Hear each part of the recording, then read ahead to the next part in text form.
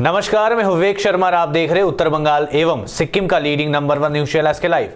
आज के मुख्य समाचार का प्रस्तुत करता है संजीवनी फसल को सुरक्षा कवच किसानहरूको निम्ति वरदान।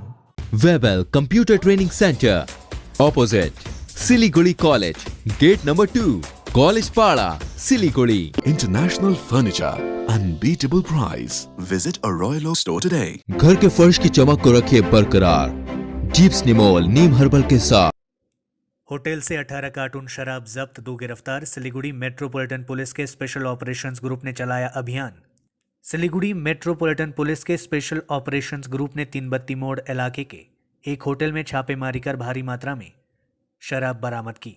पुलिस सूत्रों के अनुसार मंगलवार देर रात स्पेशल ऑपरेशंस ग्रुप के अधिकारियों को सूचना मिली कि न्यू जलपाईगुड़ी थाना क्षेत्र के 3 बत्ती मोड़ इलाके में स्थित एक होटल में शराब का बड़ा जखीरा है। खुफिया जानकारी मिलते ही स्पेशल ऑपरेशन ग्रुप के पुलिसकर्मी खरीदार बनकर होटल में घुसे। पुलिस अधिकारी सफेद वर्दी में होटल में प्रवेश करने के बाद खाने का ऑर्डर दिया गया। इस दौरान पुलिसकर्मी होटल के कर्मचारियों से शराब के ब्रांड के बारे में पूछताछ की। होटल कर्मचारी से जानकारी मिलने के बाद सूचना पुख्ता होने पर होटल के कर्मचारियों को हिरासत में लिया गया और होटल के विभिन्न कमरों की तलाशी ली गई। तलाशी के दौरान होटल से शराब के 18 कार्टून बरामद किया गया। स्पेशल ऑपरेशंस ग्रुप ने बरामद शराब और दोनों आरोपियों को न्यू जलपाईगुड़ी थाने की पुलिस को सौंप दिया। आरोपियों में होटल के मालिक श्यामल मोदक और कर्मचारी अपूर्व दत्ता शामिल है। एनजीपी पुलिस ने बताया कि शराब की कीमत 1000 रुपए है।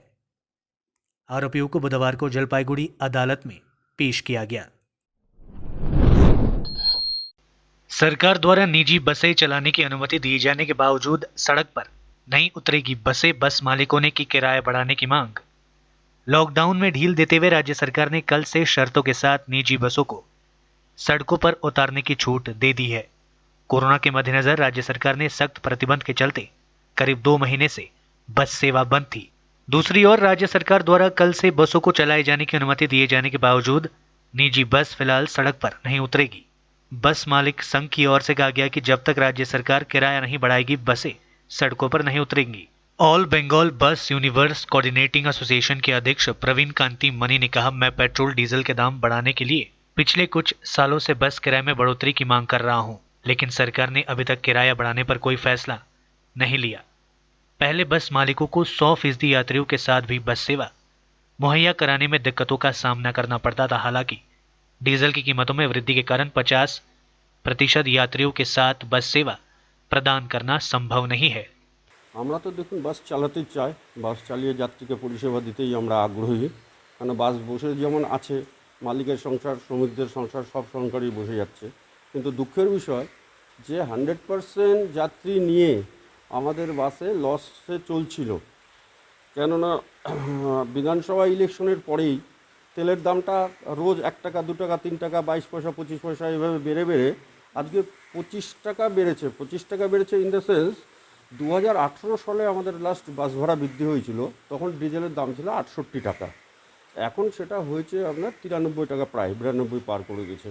তো সুতরাং পুরনো ভাড়ায় আমাদের গাড়ি চলবে না। আমরা গত 1 বছর যাবৎ রাজ্য সরকারের কাছে নিবেদন করছি যে আয়ের সাথে ব্যয়ের একটা সমতা করে দিক, করে দিলে পরে আমরা গাড়ি চালাতে পারবো। আমরা গাড়ি চালাতে ইচ্ছুক, কিন্তু 50% যাত্রী নিয়ে গাড়ি চালানো অসম্ভব। যেখানে 100%এই আমাদের লসের গাড়ি রান করছিল, 1000-2000 টাকা 100% যাত্রী নিয়েই বাস চালিয়ে লস হচ্ছিল। সেখানে 50%-এ বাস পরিষেবা আমরা দিতে পারছি না। হ্যাঁ, এই জন্য আমরা ক্ষমা প্রার্থী রাজ্য সরকারকে। আমাদের রাজ্য সরকারের কাছে আপনাদের মাধ্যমে আবেদন যে এই ব্যাপারটা ভেবে দেখুক, কারণ এর সাথে হাজার হাজার বাস মালিক, লক্ষ লক্ষ পরিবহন শ্রমিকের রুজি রুটির ব্যাপার আছে। রাজ্য সরকার যদি না দেখেন তাহলে কে দেখবে। अलीपुरद्वार में भी हुल उत्सव आयोजित। अलीपुरद्वार जिला प्रशासन और कालचिनी अलीपुरद्वार में भी हुल उत्सव आयोजित। अलीपुरद्वार जिला प्रशासन और कालचिनी प्रखंड प्रशासन के संयुक्त तत्वाधान में बुधवार को कालचिनी जात्रा मैदान में हुल दिवस का आयोजन किया गया। इस अवसर पर अलीपुरद्वार के जिलाधिकारी सुरेंद्र कुमार मीना, कालचिनी के बीडीओ प्रशांत बर्मन, कालचिनी पंचायत समिति की अध्यक्ष अरुणा परियार समेत अन्य गण्यमान्य व्यक्ति उपस्थित थे। इस अवसर पर उपस्थित अतिथियों ने सिंधु कान्हू की चित्र पर माल्यार्पण कर उन्हें श्रद्धांजलि अर्पित की। इस खास मौके पर इलाके के सैकड़ों लोगों को मच्छरदानी वितरित की गई। आजादी का लड़ाई 1857 साल के मानल जाएगा, किंतु झारखंड में, बिहार, उड़ीसा और पश्चिम बंगाल में जहां आदिवासी इलाका कर आदिवासी समाज कर जीवन बुद्धिजीवी में ना है, इतिहासकार में ना है, शिक्षक में ना है, वो मनकर मानना है कि भारत देश का सर्वप्रथम लड़ाई 1855 साल से सिद्धू कानू, चांद, भैरव ये मानकर आंदोलन से ही शुरुआत हो रही भारत देश का आजादी का लड़ाई। और ये देश आजादी का लड़ाई ऐसे नहीं होला। 1855 साल में झारखंड में 50,000 की संख्या में आदिवासी मन अंग्रेज सरकार के खिलाफ में आंदोलन करे लागिन विवश हो गए। वो विवश कर वजह क्या रहे? वो विवश कर वजह रहे अंग्रेज कर जमींदारी प्रथा के तहत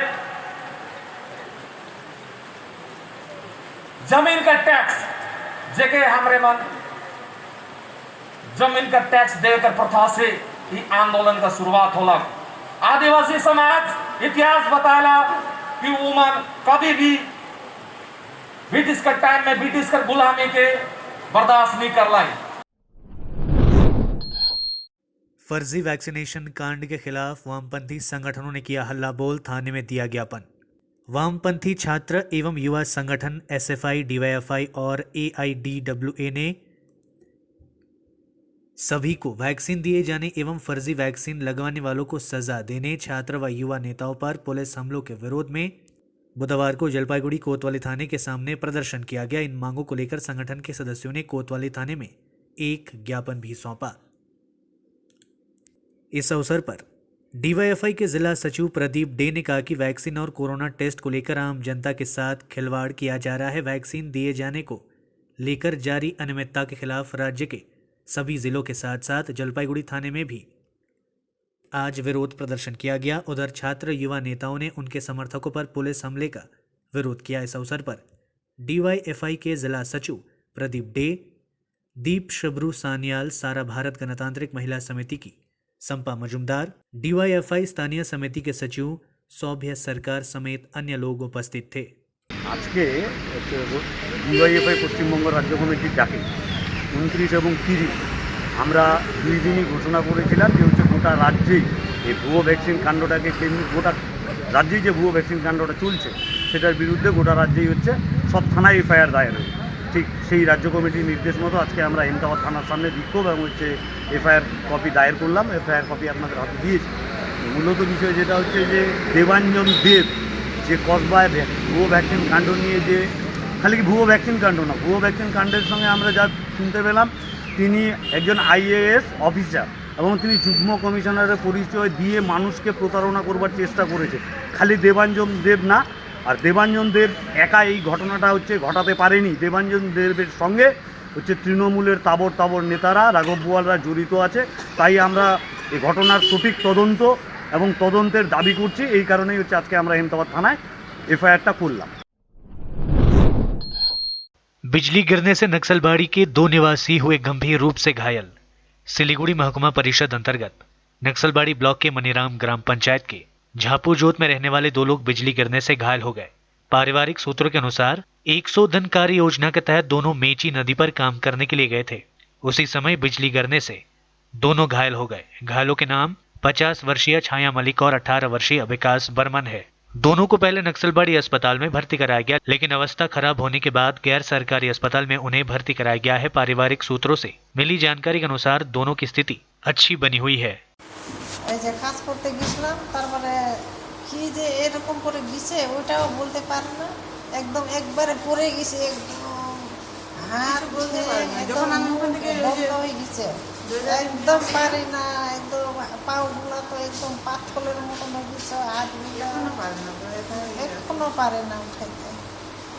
তারপরে ওই যে 3জন 4জন ওই যে ছেলেগুলো আসছে ওই পাশে দিয়া হাত ধরে এই পাশে আনছে, তারপরে এরকম করে এরকম করে কিচ্ছু বলতে পারি না। কি করে আমি পড়ে গেছি বলতে পারি না।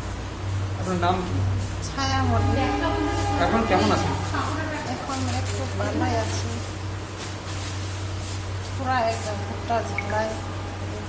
ওই যে 100 দিনের কাজে গেছিল, 100 দিনের কাজে যেয়ে দুজনে বুকে যে বাস পড়ে ইয়ে হয়েছে, বেহুশ হয়ে গেছে, বলতে পারে না। আর ওই যে পড়ে গেছে, ওই সিরিয়াস ছিল, হসপিটালে নিয়ে গেলাম, হসপিটালে মেডিকেল করলো, নিয়ে গেলাম, তখন ওইখানে নিয়ে আসলাম। 100 দিনের কাজে ওইদিকে ঝাবুজোর থেকে আমার ওদিকে নদীর ওইদিকে মেচি নদীর ওইদিকে কাজ ছিল। এখন একটু সুস্থ আছে। দুজনে, একজন আছে বিকাশ বর্মন কিরাই বর্মন, বিকাশ বর্মন, ছায়া মল্লিক। ঘটনাটি ঘটেছিল বলতে এরা 100 দিনে কাজ করতে গেছিল, কাজ করা যাওয়ার পথে এই ঘটনা ঘটে। সাইডে বিজলি চমকাইছে, তারপরে এই অবস্থা হয়েছে।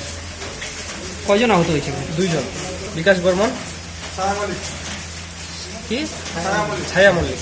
আমাদের হসপিটালে 1 ঘন্টার আগে 2টা পেশেন্ট আসলো মৃত্যু বৃষ্টি নিয়ে।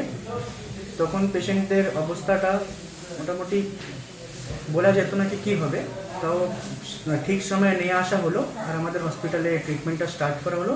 এখন পেশেন্টের অবস্থাটা সামান্য আছে, কত কিছু মানে ভয়ের কথা নেই। আর ট্রিটমেন্টটা পুরো প্রোটোকলের হিসাবে চলা হচ্ছে, আর ঠিক আছে कंडीशन। लेते हैं छोटा सा ब्रेक, फिर मिलेंगे ब्रेक के बाद। कक्षा 10वीं और 12वीं के बच्चों के लिए है सुनहरा मौका। 10वीं के बच्चों के लिए है पैरामेडिकल कोर्स और 12वीं के लिए है मेडिकल कोर्स। किफायती फीस और बैंक की सुविधा के साथ विभिन्न डिग्री डिप्लोमा है उपलब्ध। सभी स्ट्रीम के बच्चों के लिए खुली है AICTE, KNC, INC, PCI द्वारा अनुमोदित भारत सरकार और राज्य संकाय बेंगलोर विश्वविद्यालय के तहत PCI नई दिल्ली ISO 9001-2008 से प्रमाणित। अदन paramedical and nursing college. Contact number 8016235569, Champasari, Siliguri. दवाइयों से छुटकारा, अल्कलाइन पानी का सहारा। पहले 100 कस्टमर को मिलेगा 20 लीटर का जार, कोविड पैकिंग के साथ मात्र 125 रुपए प्रति जार, वह भी 2 साल तक। ऑफर के बाद वाले कस्टमर को मिलेगा 200 रुपए प्रति जार। अल्कलाइन के फायदे: diabetic, acidity, cholesterol and blood pressure, weight loss, gives extra strength to our lungs. तो इंतजार किस बात का, आज ही बुकिंग करें। Toll free number 1800-572-9851। अब वक्त आ गया है अपने सपनों को एक नई पहचान देने का। अवेलेबल कंप्यूटर ट्रेनिंग सेंटर आपके लिए लेके आए हैं डिप्लोमा एंड कोर्सेज जैसे English speaking course, software application, financial accounting, Tally, Java, HTML, DTP, C++, Python जैसे बहुत से कोर्सेज एंड डिप्लोमा। और आपको मिलेगा hologram sealed certificate government of west Bengal undertaking, जो आपके हर सपने को देगा एक नई उड़ान। Webel computer training centre, opposite Siliguri college, gate number 2, college Para, Siliguri. घर के फर्श की चमक को रखिए बरकरार जीप्स निमोल नीम हर्बल के साथ, क्योंकि निमोल हर्बल नीम घर को साफ ही नहीं रखता बल्कि 99.9% जर्म्स और बैक्टीरिया का जड़ से सफाया भी करता है। घर को स्वच्छ बनाइए, आप भी अपनाइए jeeps Nimol.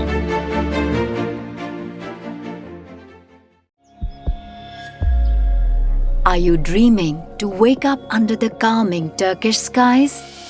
Make it a reality and bring home the Turkish collection from Royal Oak. Just a click away. International furniture, unbeatable price. Visit a Royal Oak store today. 50 से 70% कम कीमतों पर orchid building, opposite Vega circle, 2.5 mile, Sevoke road, Siliguri. जैविक राज्य सिक्किमको अनुपम उपहार सञ्जीवनी, विश्वकै पहिलो कीटनाशक औषधि जसको एकै स्प्रेले भ्याक्सिन सरह काम गर्छ र फसलमा लाग्ने विभिन्न भाइरस, ब्याक्टेरिया र फंगसबाट हुने समस्त रोगहरू साथै पातको रस चुस्ने किराहरू समेत नियन्त्रण गर्छ, जो रासायनिक कीटनाशक भन्दा अझै किफायती र प्रभावकारी छ। फसल कुनै होस्, रोग कुनै पनि होस्, एकपल्ट अवश्य प्रयोग गर्नुहोस्, सोचे भन्दा बढी लाभ पाउनुहुनेछ। सञ्जीवनी फसलको सुरक्षा कवच, किसानहरूको निम्ति वरदान। एसके लाइव ही बेस्ट ऑप्शन है। एसके लाइव का इस क्षेत्र में 24 घंटा टेलीविजन, एंड्रॉइड ऐप और वेबसाइट पर प्रसारण होता है। सोशल मीडिया पर भी हम उपलब्ध हैं। हमारी व्यूवरशिप 9 लाख से अधिक है। सिक्किम, हैथवे और NXT डिजिटल पर, दार्जिलिंग और कालिम्पोंग में दोनों हैथवे और CCN सेटअप बॉक्स पर, क्लामपुर से लेके मैनागुड़ी हैथवे पर, सिटी केबल पर, सिलीगुड़ी और आसपास, नक्सलबाड़ी से पानी टंकी तक NXT डिजिटल में। तो सोचिए नहीं, कॉल करें 7908554308। ब्रेक के बाद आपका फिर से स्वागत है। बढ़ते हैं खबरों की तरफ। नकली वैक्सीन मामले के आरोपी देवांजन देव के खिलाफ कालियागंज थाने में FIR दर्ज। नकली वैक्सीन मामले में देवांजन देव के खिलाफ कालियागंज थाने में शिकायत दर्ज कराई गई है। बुधवार को वामपंथी संगठन DYFI, SFI और महिला समिति समेत CPM के विभिन्न शाखा संगठनों की ओर से कालियागंज थाने के सामने इस घटना के खिलाफ विरोध प्रदर्शन करते हुए आरोपी देवांजन देव के खिलाफ मामला दायर किया गया। इन संगठन के सदस्यों ने नकली वैक्सीन घोटाले की उचित जांच के बाद दोषियों को तत्काल दंडित किए जाने की मांग की।